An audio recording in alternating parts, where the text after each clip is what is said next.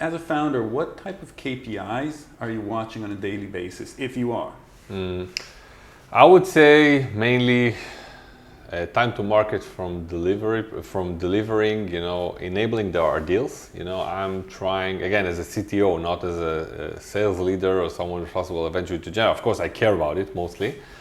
So I make sure that there is no excuse for, the product doesn't work or the product is not able to deliver, So we had almost 100% successful POCs over the years.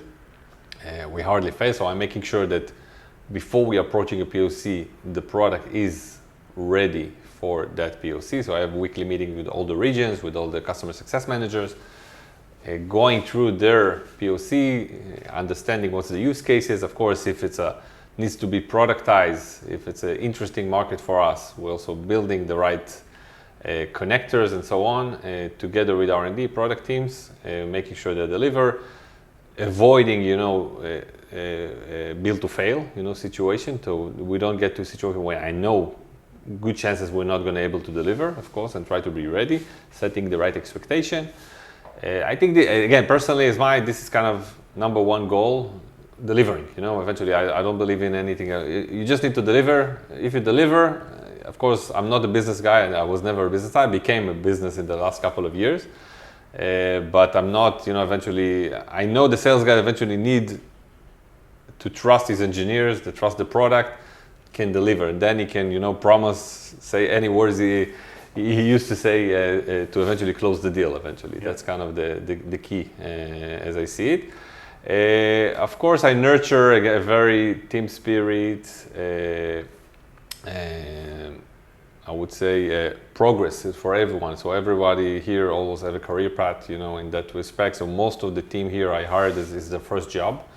80-90% of the engineers here, this is actually their first job. Wow. So we have, for example, two guys, one of them is just sitting over there. They started 6 years ago as juniors. One of them is now chief architect. Another one is a director for the serverless product. So, wow. So they look at those guys as an example. I have other guys 4 years here, 5 as team leaders now in R&D, solution architects. So all of them, started as either support, QA, implementation, and we identified the ones that shines and eventually let them grow and either move to R&D, to be leaders in customer success. We have a support team leader, that manager now, that grew up from that approach and eventually led the team. Anyone that shines have an opportunity here. And it's very important. We have very low churn of employees. I think we only have one employee that was leaving us, that we regretted really for him to lose him, but that's kind of speaks a lot about the culture here then. Yeah. The guys here have events, evening together. We make sure that they feel happy. We treat them with fair market value, option, everything that make them feel at home. This is the second home eventually.